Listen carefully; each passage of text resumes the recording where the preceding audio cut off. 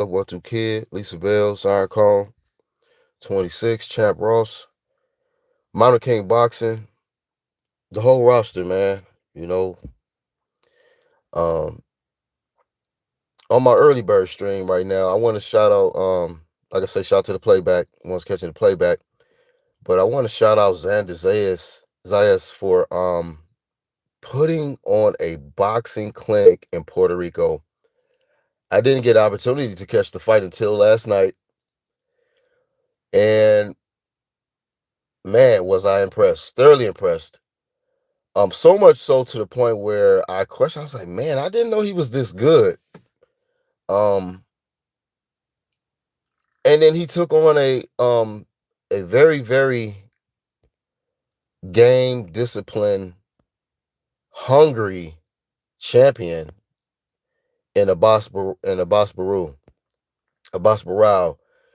He came in as a WBA champ after being upgraded when Bud Crawford vacated his title. The title he won off Madrimov went up in weight, and he got upgraded. He got upgraded, and I believe it was his victory over Jonas Tellez that got him in this position. But I'm subscribed to a Box Morale because I watch quite a few fighters, and it's good to tap in with their channels and to see what they're doing outside of the boxing ring, how they're preparing and things like that. And was this guy prepared? I mean, we're talking about a guy out of Germany who is disciplined, who don't play no games, who don't cut no corners. And after being, having a war with Jonas Tellez and defeating the guy who was, I believe he had the interim or something like that. Jonas Tellez was like ranked number 1 or something like that in the WBA. But Abbas Morale, he went in there, destroyed him, and in this particular fight, he just jumped in there in the unification. He didn't want to, marinate and try to, get a few,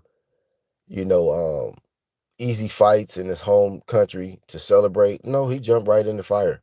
So I definitely respect Abbas Morale because he could have definitely just took a light touch. But he jumped in there. But when I tell you, Xander Zayas, man, he's a problem, man. He's definitely a problem. I was impressed the fact that he could use the ring so very, very well. He's got great feet.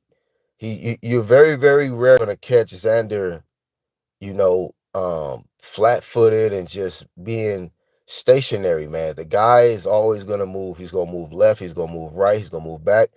If he comes forward, he's going to get his punches off and he's going to be in and out. The style that some people might try to, you know, categorize as boring, but if you're a real boxing fan and you know what to look for, it could be entertaining if you understand what you're looking at. And what I was looking at, in this fight was beautiful, beautiful work. And then also what was impressive is that Xander did this in Puerto Rico. He fought at home, and a lot of times people have the butterflies and they try sometimes too hard to impress the audience, and things don't go well. But everything went well for Xander. Everything.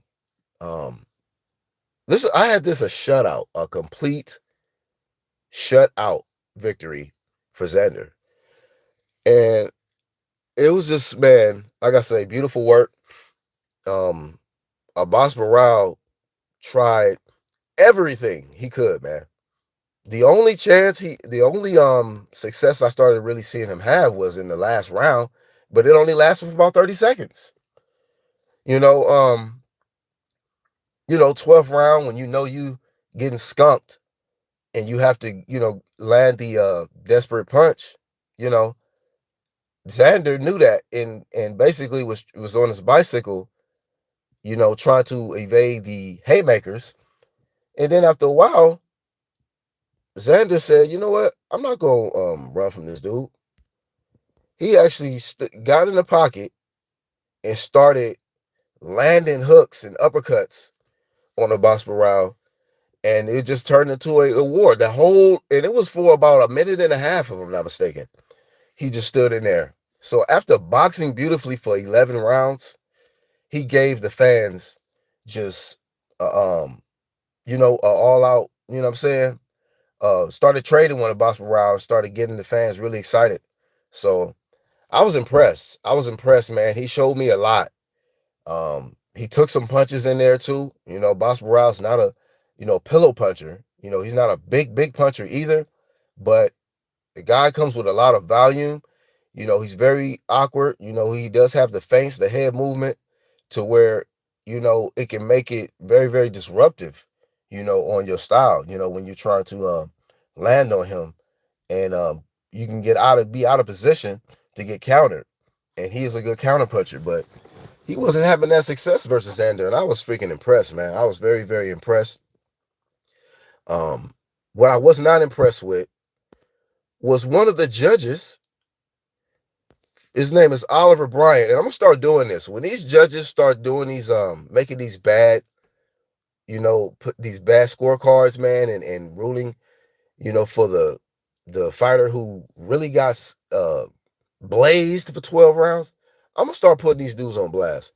Whoever this judge is, Oliver Bryan, had Abbas Barao winning and had him up, 116, 112. You need to be fired.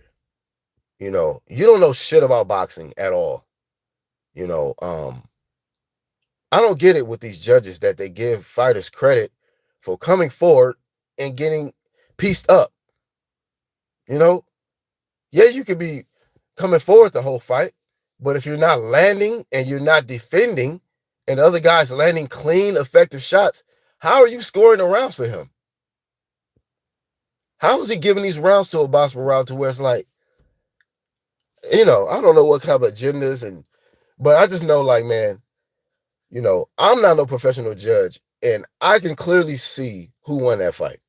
You know, I've been watching fights for a long time, but I'm just saying any new person watching boxing can watch that fight and clearly see who won it. But Oliver Bryant, obviously, you know, maybe he needed new, some glasses or something, man, because you didn't know what the fuck you doing, man, in the sport. It's terrible that even in his hometown, he couldn't get a unanimous decision. He got a split decision victory after boxing a beautiful performance. So that's my flame of shame. Flame of shame to Oliver Bryan, the judge who ruled in favor of Abbas Barao. And when they ruled and when they read the scorecard for Oliver Bryan, I seen the face of Abbas Barao. He's looking like, wait a minute. Do I really have a chance of winning this? And that be the effed up thing about it is the delusion starts to set in on a fighter that clearly got beat. And like these guys that sometimes get these robbery victories, they be in the interviews like, did you really think you were ahead? And they be like, yeah, God, I prayed this morning. I got on my knees and I just knew it. I knew I was ahead. I knew I was in control of the fight. He would throw some punches. He was landing some shit. It was good. But I kept the pressure. No, man. Delusion starts setting in and they start bragging about shit they didn't do. Because of dumb judges, man. So I'm glad ultimately the one who, won the fight got the decision, but they need to make a different decision about that judge, Oliver Bryan, on moving forward, because that's terrible, man. Absolutely terrible. And even Xander's face, when they ruled that or read that scorecard, he was just like, wow, bro. Are you freaking kidding me, bro? When guys like put on a beautiful display for 12 rounds and then a judge finds a way to give it to the other guy, it could be, you know what I mean? It's like it's like taking the air out of a tire or a balloon or something. Just like, wait a minute. All the excitement I had, I knew I damn near flawless victory, and some idiot seen otherwise. You know, I remember when Floyd pitched the shutout versus Canelo. One of the judges had it for Canelo. It's just like, what planet? You know, does anybody even see Canelo winning? Or, nobody on planet Earth seen you, seeing that that happening, man, except for you. So that's how I feel about Oliver Bryan. But Xander Zayas, man, once again, you know, perfect, damn near perfect performance, man. And even when it was looking shaky in the 12th, you turned it up, man. And the animal.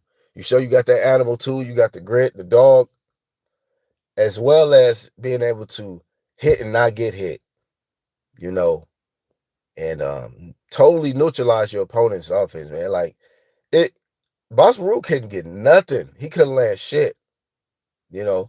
And just this year in 2026 already, man, I have seen some beautiful boxing displayed, with the Shakur Stevenson fight versus T.O., Keyshawn Davis versus Jermaine Ortiz, it's Xander Zayas versus the Boss Barou. It's heating up, man. And it ain't about this whole, you know, um, rock'em sock'em shit. We're talking about boxing. So the spirit of boxing is well alive, and Xander Zayas, man, as far as his position, of course he's number one at 154 pounds. He's the unified champ now, sitting with the WBA and the WBO strap. But I tell you this, man, what's interesting is that there is a fighter in a lower weight class. We've seen these fighters go up in weight lately and try to challenge and be great.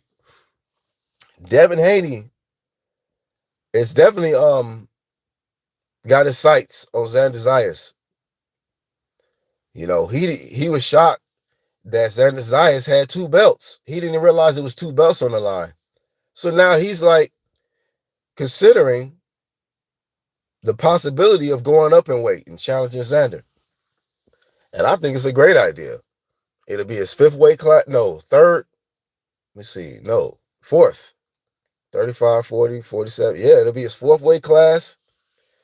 And to be, opportunity to become unified in a new weight class and put himself in the mix with those, with, the competition there, that'd be incredible.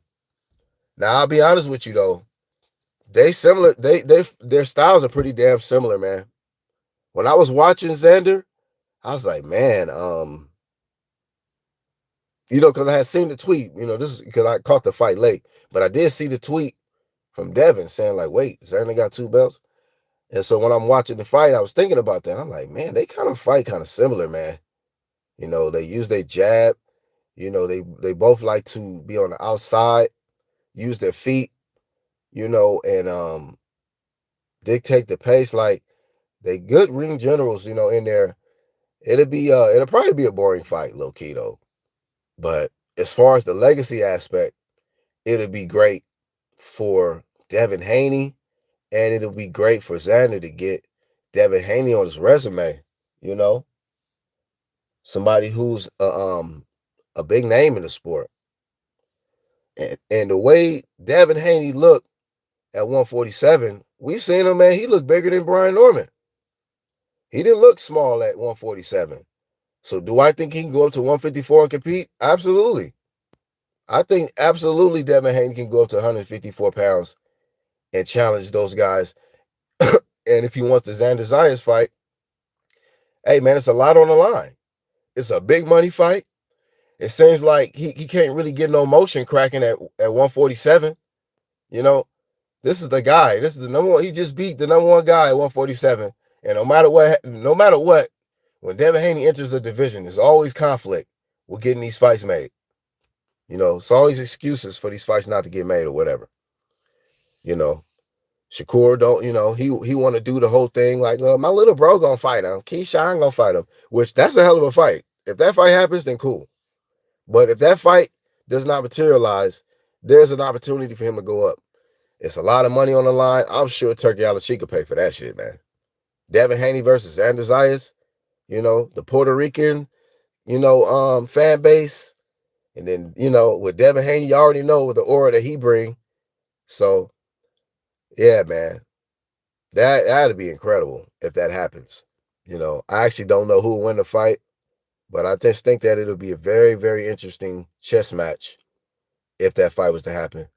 But this is all about Xander right now. Xander's on top of the 154-pound division. He's getting a lot of promo. He's getting his notoriety is going up. He was participating in the Super Bowl performance with the Bad Bunny guy. I don't know nothing about him like that, but he definitely was a part of that, along with I think a little Emilio Vargas, if I'm saying his name right, Fernando Vargas' son. But yeah, man, you know, um, the guy is definitely raising his clout. He's raising his status. He's got a decent looking legacy, and I think he's only man. He's young, man. Hold on one second.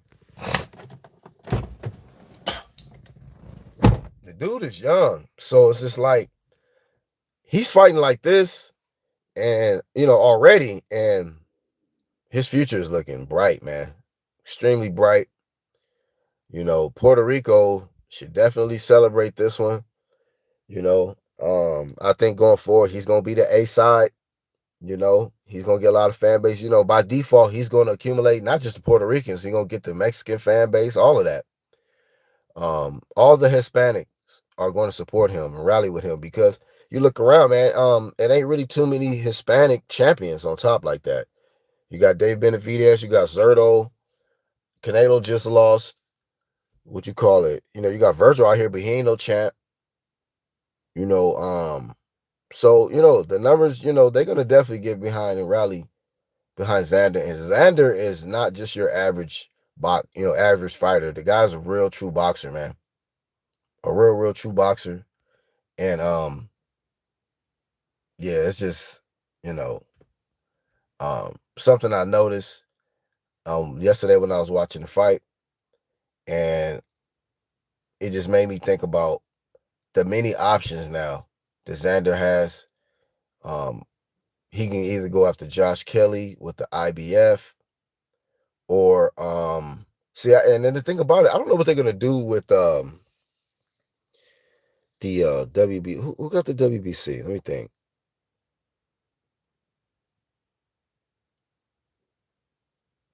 Cause I'm drawing a blank on the WBC belt right now.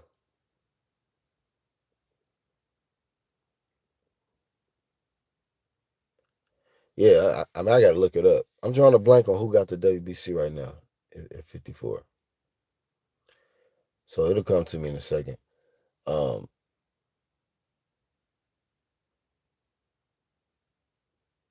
yeah, that's crazy. Cause I'm like, wasn't Adamas, right? Yeah, Adamas I think is at 60. Yeah, but anyway, man. Xander Zayas, man, definitely a incredible victory, man. I was very impressed. Best of luck to the guy. He definitely needs to just keep fighting the way he been fighting. Um, I know he's not gonna get the same criticism as certain people because he fights similar to Devin Haney to me. He fights similar. Yeah. Only difference is he don't really tie up his opponents that much, and he really don't be needing to, man, because the guy is very good with his footwork, man. Very slippery, man. It's definitely hard to corner this guy. It's definitely hard to, tie him up and even get dirty with him because he moves so damn well. He'd be like fluid in there, man, liquid. So that's all I got for this one, man. Congratulations to Xander Zayas on becoming unified champion at 154 pounds. And, we'll see where he goes from here, man. But that's all I got for this one. We on to the next.